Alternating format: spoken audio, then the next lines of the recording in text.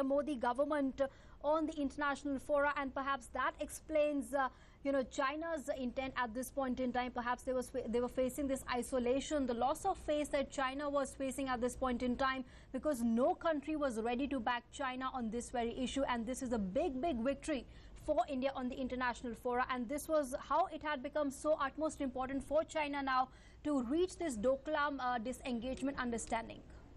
Well, rightly said, and of course there is a development, and then I'll answer you that Chinese foreign ministry has reacted, saying the fact that Indian forces have withdrawn from the Indian side of the border. They of course haven't commented whether the Chinese forces have withdrawn from their side, but of course we will get to know that development very soon. But of course Indian army sources have said that the withdrawal has started to happen. But talking about the geopolitics of the entire region, of course, yes, tangentially America had backed India, and of course openly Japan had backed India, saying that status quo has to be maintained. But China itself, when we look at its border areas, China has been engaged or entangled in a lot of border disputes, not only with India, but of course as ASEAN partners. Remember the South China Sea issue that's very contentious, which happened between the ASEAN countries led by Philippines and of course China, saying that this 9 dash lines which the Chinese have been claiming as part of the Chinese territory is false, and everyone has to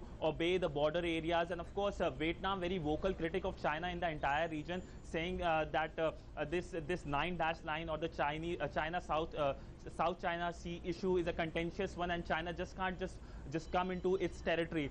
So China has been engaged in such kind of border disputes, not only in India but of course other partners. But of course China has been trying to assuage concerns by saying stuff which of course not many countries are buying.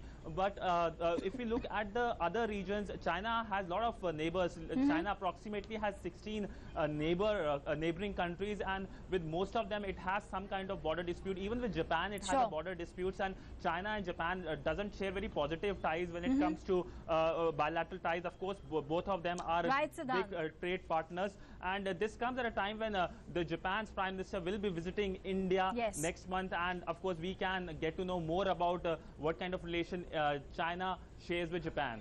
All right, Siddhant Sibal, thanks very much for joining us for the moment and putting all those developments into perspective for us.